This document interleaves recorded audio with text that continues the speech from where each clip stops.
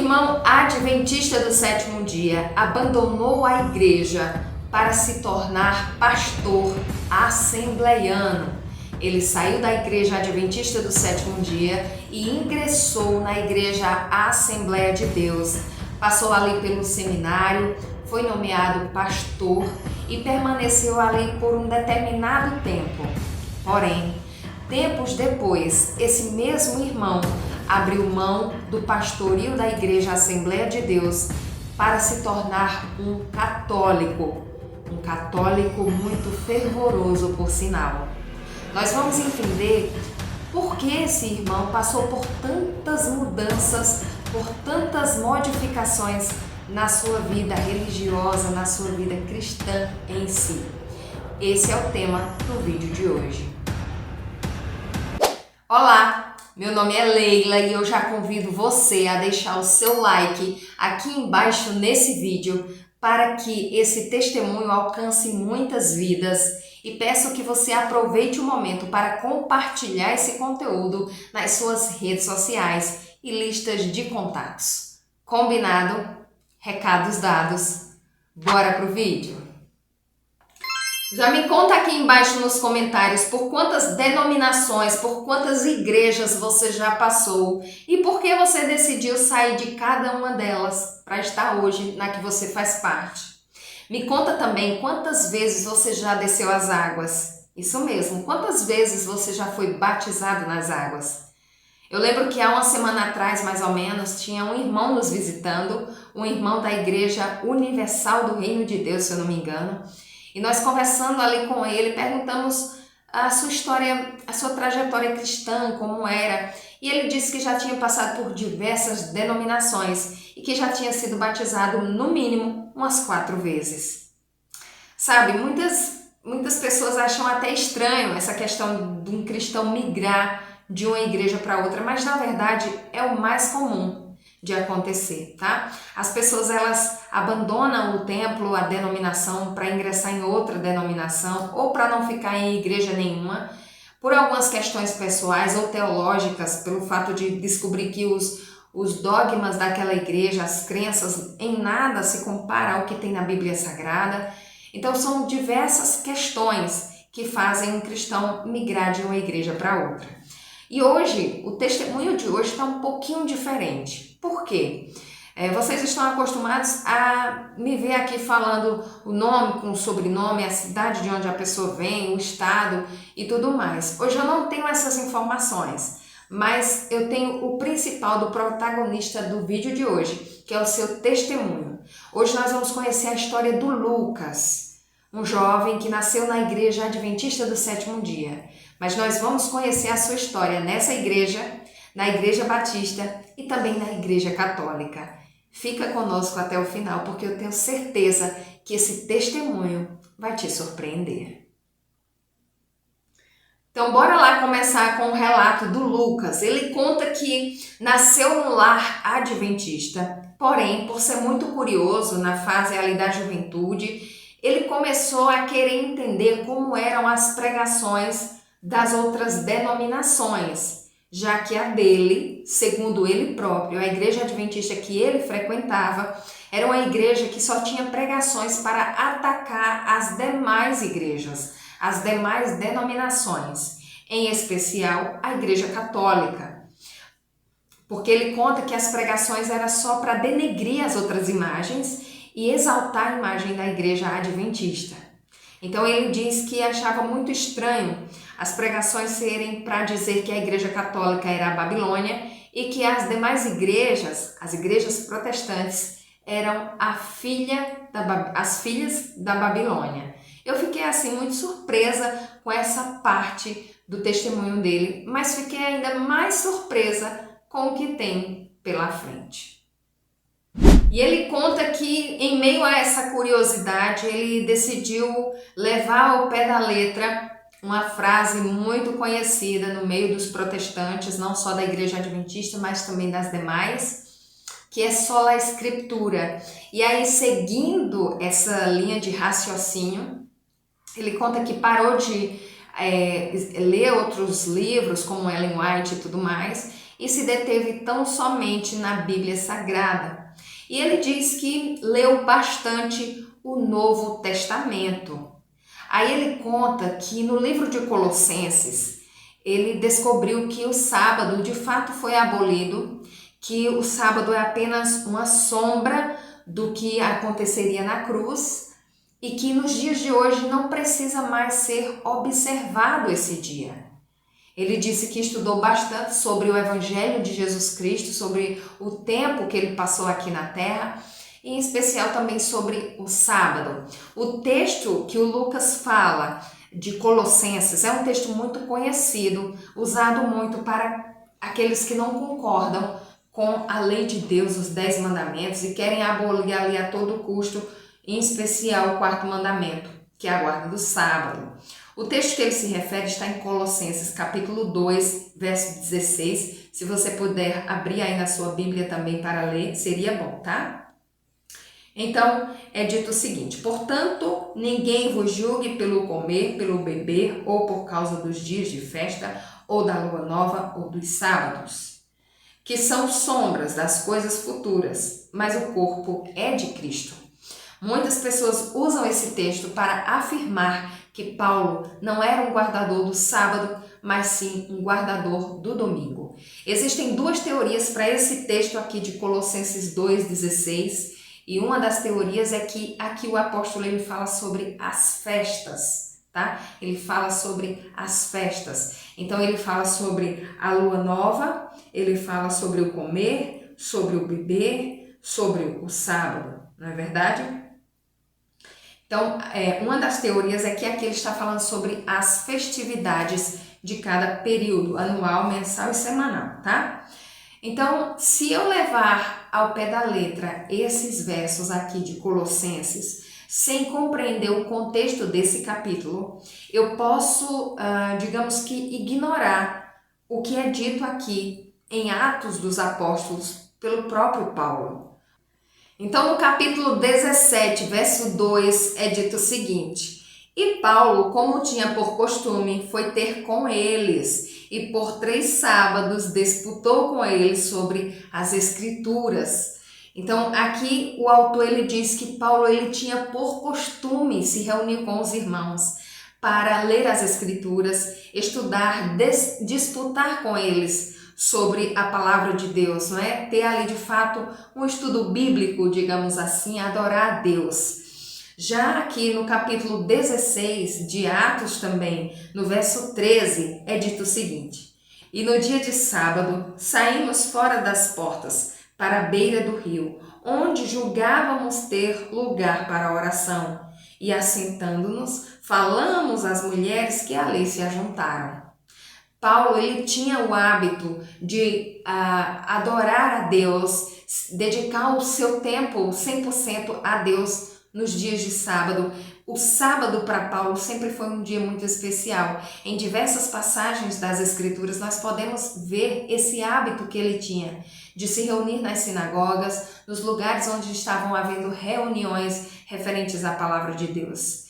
A parte que eu vou falar agora não está no roteiro, mas Deus tocou no meu coração agora para falar e eu vou falar. Quando nós lemos os livros de Romanos, Colossenses também tem algumas partes interessantes, Gálatas, são livros que eles falam sobre a lei e eles falam de uma forma escanteando a lei mosaica, não é? Que é a lei de Moisés, que tem ali cerca de 160 mandamentos, né? Quando Paulo ele fala de maneira a descartar essa lei de Moisés, a lei mosaica, ele não está se referindo à lei eterna de Deus, a lei dos 10 mandamentos, porque veja só que coisa tão interessante. As leis que foram escritas por Moisés são chamadas de lei de Moisés, né? Mas a lei de Deus, a lei eterna de Deus foi escrita pelo próprio dedo de Deus. Deus escreveu na pedra, simbolizando ali a eternidade. Lembra que Jesus ele escreve o pecado da mulher ali, que foi pega em adultério, ele escreve na areia com a ponta do dedo. o vento logo bateu ali e se apagou os pecados. O próprio Jesus com a mão espalhou a terra. Mas os mandamentos de Deus, ele fez questão também de escrever com o seu próprio dedo, porém numa rocha, simbolizando a eternidade. Por isso, sempre que Paulo ele fala na abolição da lei, não é da lei eterna que ele fala, porque nunca deixou de ser pecado matar, nunca deixou de ser pecado roubar, nunca deixou de ser pecado transgredir o sábado, porque essa lei é eterna, é a lei de Deus, escrita pelo dedo de Deus. Compreendeu a diferença? Quando nós vemos tantos textos de Paulo abolindo de certa forma a lei, essa lei que Paulo está abolindo, a lei mosaica, a lei de Moisés, que não é a lei dos 10 mandamentos, a lei eterna, nós podemos pegar um exemplo bem simples aqui. Quando Jesus ele é crucificado, morto, sepultado, ressuscita ao terceiro dia, passa ali 40 dias com os discípulos e depois ascende aos céus.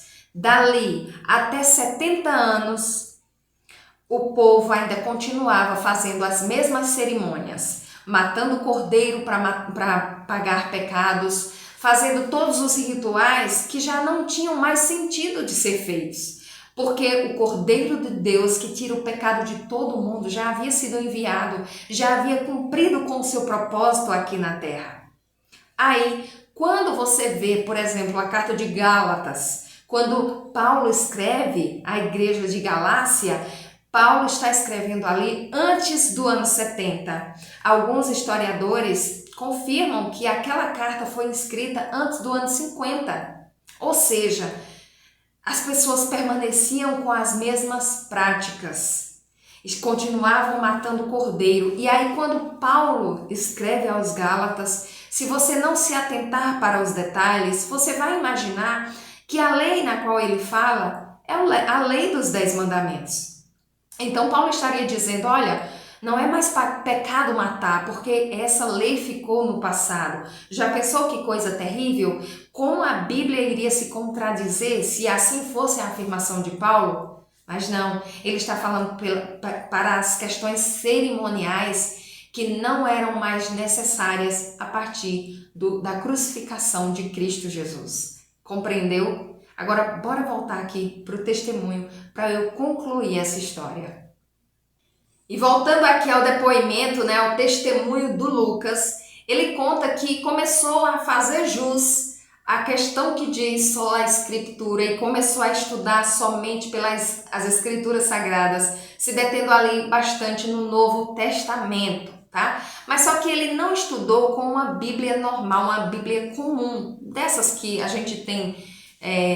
que é comum a gente ver por aqui, né? A mesma tradução e tudo mais. Ele começou a estudar com a Bíblia de Jerusalém, que segundo ele próprio tem um cunho católico, né? Ele diz que é uma Bíblia meio ecumênica, um pouco de mistura ali do protestantismo com o catolicismo, mas ele diz que que a Bíblia, essa Bíblia de Jerusalém, ela tem mais um cunho católico mesmo. E ele diz que a partir do momento que começou a ler, começou a admirar a Igreja Católica, os seus dogmas, os seus costumes. Começou a perceber que a igreja verdadeira é a Igreja Católica e não a igreja na qual ele nasceu, a Igreja Adventista. Ele conta que começou a descobrir muitas coisas e daí veio a sua grande admiração pela Igreja Católica. Nesse momento, o Lucas ele decide romper com a Igreja Adventista. É nesse momento que ele sai da igreja. E ele começa a buscar uma nova igreja que ele se identifique. E essa igreja era a Igreja Católica. Mas ele diz que por uma questão de logística, pelo fato da igreja mais próxima da sua casa ser uma igreja Assembleia, ele optou em começar a frequentar a Igreja Assembleia de Deus. Ele disse que começou a frequentar, gostou muito dos cultos, da liturgia, gostou de ter estudos bíblicos com os assembleanos e começou ali, ingressou no curso de teologia e se tornar pastor. De fato, ele foi até longe, né? Ele estudou, ele se preparou, foi consagrado pastor por aquela denominação e começou a atuar, começou a ali tomar conta de um rebanho mesmo, ser de fato um pastor. E ele conta que nesse momento, no momento em que ele era pastor dessa igreja, a Assembleia de Deus, ele diz que foi ali que ele começou a conhecer de fato a palavra de Deus, porque até então ele não conhecia. Achei até aí um pouco bem contraditório, não é? A sua história. Ele sai da igreja adventista, se apaixona pela católica, porém ingressa na Assembleia, ingressa de corpo e alma, como diz as pessoas, né? E ali ele se torna até pastor. E ele conta que ficou um certo período de tempo na igreja, até que mais uma vez o Lucas decidiu mudar de denominação. Mas ainda na igreja Assembleia de Deus, ele conta que começou a estudar a origem da igreja de Cristo, né? Então ele começou utilizando livros dos protestantes mesmo, começou a estudar, porque ele conta que só conhecia de Lutero para frente. Ele disse que de Lutero para trás ele não conhecia. E eu fico me perguntando se essa criatura realmente nasceu na igreja adventista do sétimo dia. Porque eu tenho pouco tempo de igreja e eu conheço os reformadores, os primeiros reformadores, né? Estudei sobre cada um deles. E eu fiquei me perguntando como é que ele, sendo adventista, nascido no lar adventista, só conhecia de Lutero para cá. Porque geralmente quem conhece de Lutero para frente é mais as demais igrejas protestantes, a igreja católica, né? Inclusive, ele conta que quando começou a ler os livros dos protestantes, né, ele percebeu que a igreja católica é a igreja certa, é a igreja verdadeira. Eu fiquei me perguntando quais são esses livros que ele leu. E ele conta também que a igreja verdadeira é a igreja católica, de fato é a igreja católica, porque Jesus fundou a sua igreja sobre uma rocha, que era Pedro, e que os apóstolos, os padres, são os sucessores dos apóstolos. Os padres são os substitutos dos apóstolos que Deus deixou aqui nesse mundo. Ele diz também que Lutero errou em formar uma nova igreja. Ele diz que Lutero errou porque Lutero não era um reformador. Lutero criou uma nova igreja. Lembrei de uma história agora. Eu tenho um amigo que ele é pentecostal e ele diz que congregava numa determinada igreja pentecostal por muitos anos já, e de repente um dos membros ali da igreja começou a ver com maus olhos o que acontecia dentro daquela igreja, e esse membro decidiu abrir uma nova igreja. E ele abriu uma nova igreja. E hoje esse membro é um novo pastor que criou ali sua nova denominação. Então, é mais ou menos isso que o Lucas disse que Lutero fez, né? Lutero criou uma nova igreja. Na verdade, ele deveria só ter reformado, mas ele criou uma nova igreja. Ele disse que não precisamos ler somente as Escrituras Sagradas, mas que nós precisamos ler outros livros que reforcem a palavra de Deus. Nisso aí eu concordo, porque a gente pode sim ler outros escritos que sejam de fato inspirados por Deus, que sejam de fato da vontade de Deus e que nos conduza ao caminho da verdade. Mas ele diz outra coisa que eu anotei aqui só. Olha só, ele diz que a igreja verdadeira é a igreja católica e que ele não precisa mais pesquisar sobre nada nas Escrituras, porque ele teve o coração humilde de aceitar os ensinos da igreja católica e que hoje ele é feliz, porque está na igreja dos mártires, a que realmente entende a Bíblia Sagrada. E ele ainda aconselha, ele diz que basta ter o seu coração humilde para aceitar a verdade. Eu confesso para vocês, irmãos, que esse vídeo não foi fácil de escrever o roteiro, de gravar, não está sendo fácil, porque tem vídeos que eu tenho prazer em gravar, histórias que eu tenho prazer em relatar. E essa história, esse testemunho, eu não tive prazer em narrar, porque você vê uma mente totalmente perturbada, sabe? De uma pessoa que não sabe o que quer, que trilha por vários caminhos e não tem certeza de onde está. Sabe, quando a gente estuda de fato as Escrituras Sagradas, pede o entendimento de Deus, ele nos revela a verdade. Não tem condições de você ler um texto bíblico e trazer ele como verdade se esse texto bíblico está, como é que eu posso dizer, abolindo as outras declarações que a Bíblia traz. Então eu preciso entender esse aqui, porque esse está divergente das outras afirmações que eu já vi. Então eu preciso descobrir a finalidade desse texto. É assim que podemos estudar a Bíblia Sagrada e conhecermos mais desse Deus tão maravilhoso e que não se contradiz. A sua palavra é viva e eficaz, a sua palavra é santa e certeira. E esse relato, do Lucas, eu vou tentar deixar o link do seu testemunho aqui embaixo na descrição para você poder clicar e ver com seus próprios olhos as declarações dele. Esse testemunho ele serve para nos fortalecer ainda mais nas Escrituras Sagradas, no desejo de buscar mais e mais a verdade de Deus. Você precisa ter convicção do porquê você está nessa igreja que você frequenta hoje. Se você não tem convicção do porquê você está nessa igreja, se você está numa igreja que você não conhece as crenças, as doutrinas, você não sabe para onde essa igreja está indo, qual o sentido faz você estar ali? Qual é o sentido?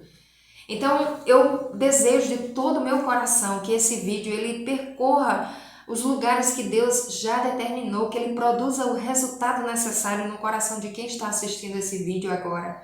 Ore a Deus, independente da sua religião, da igreja que você faz parte, ore a Deus com um coração sincero, com um coração humilde.